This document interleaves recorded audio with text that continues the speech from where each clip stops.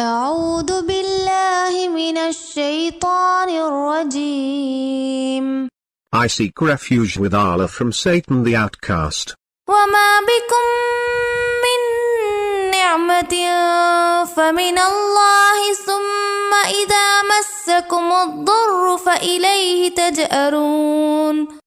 Whatever blessing you have is from Allah. And when harm touches you, it is to Him that you groan. ثم إذا كشف الضر عنكم إذا فريق منكم بربهم يشركون. But when He lifts the harm from you, some of you associate others with their Lord. ليكفروا بما آتيناهم فتمتعوا فسوف تعلمون. To show ingratitude for what we have given them. Enjoy yourselves.